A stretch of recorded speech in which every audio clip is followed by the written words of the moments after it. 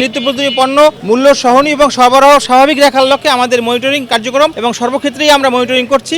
নিত্যপ্রয়োজনীয় পণ্য সহ ফল ফলাদি বা অন্যান্য আমাদের চোখের সামনে ভোক্তা অধিকার বিরোধী যে কোনো ধরনের কর্মকাণ্ড পরিলক্ষিত হলেই আমরা ব্যবস্থা নিচ্ছি, আর না হলেও আমরা খোঁজখবর নিয়ে তদারকি করছি। আজকে আমাদের এই লঞ্চঘাট এলাকায় মূলত ফলের দোকানগুলো এবং এখানে আরো হোটেল রেস্তোরাঁ যেগুলো আছে এগুলো আমরা দেখছি, ফার্মেসিগুলো আমরা দেখব। আমাদের এখানে আমাদের এখতিয়ারের মধ্যে যতগুলো আইটেম দেখা যায় আমরা সেগুলো দেখব এবং আমাদের অভিযান চলমান থাকবে।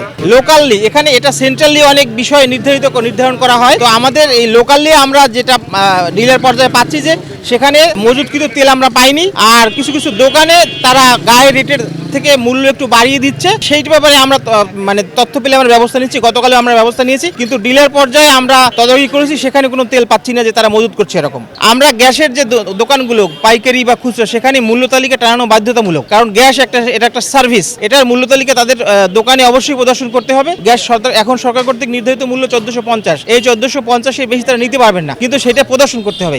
এটা প্রদর্শন না করার কারণে এখানে একটি দোকান প্রায় 12 বছর পুরাতন, এখনো তারা দিচ্ছেন না। তো আমরা সেখানে আইনভাবে তাদেরকে সতর্কমূলক 5000 টাকা জরিমানা আরোপ আদায় করা হয়েছে। তেল এবং গ্যাস, এবং এটা তাদের বিস্ফোরক লাইসেন্সেও এটা লেখা থাকে যে এই দাহ্য পদার্থগুলো এটা সেগ্রিগেট করে রাখতে হবে। তো এটা তারা জানে, কিন্তু তারা এটা মানে না বা সচেতন হচ্ছে না। তো আমরা আমাদের ভোক্তা অধিকারের পক্ষ থেকে সবসময় সচেতন করি, সাথে সাথে ল এনফোর্সও করি।